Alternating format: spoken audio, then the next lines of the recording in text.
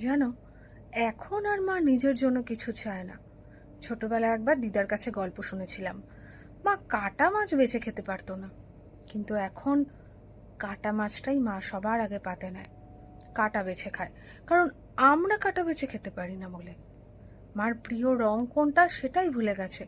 যদি মাকে বলি যে তুমি কোন রঙের শাড়িটা নেবে, আর দে তোদের একটা পছন্দের, যেটা আমাদের পছন্দতে শুধু তোমার কোনো পছন্দ নেই, ভুলে গেছে সেটা।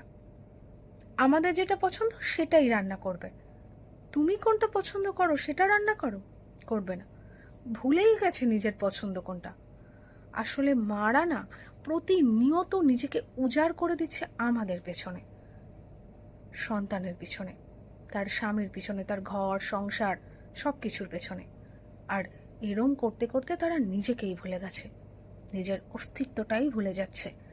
তারা কিভাবে ভালো থাকতো, তারা কি ভালোবাসতো, তারা কিরম ভাবে থাকতে পছন্দ করত, কি জিনিস খেতে ভালোবাসতো, কিচ্ছু মনে নেই তাদের।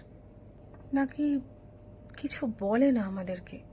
মারা এটা ভাবে না তো যে মারা আমাদের কাছে কিছু চাইলে বা কিছু বললে আমরা ভাববো যে মা ভীষণ চেয়ে ফেলছে, মা অনেক কিছু চাইছে।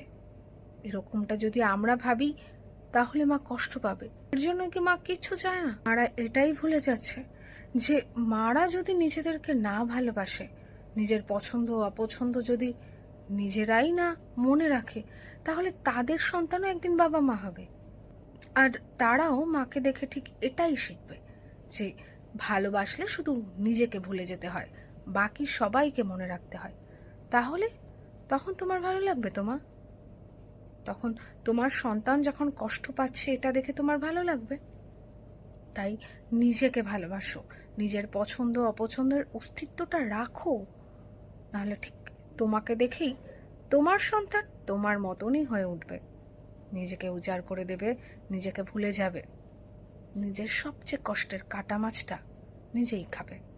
তাই কখনো নিজেকে ভুলে নয়, ভালোবাসো সবাইকে, নিজেকেও।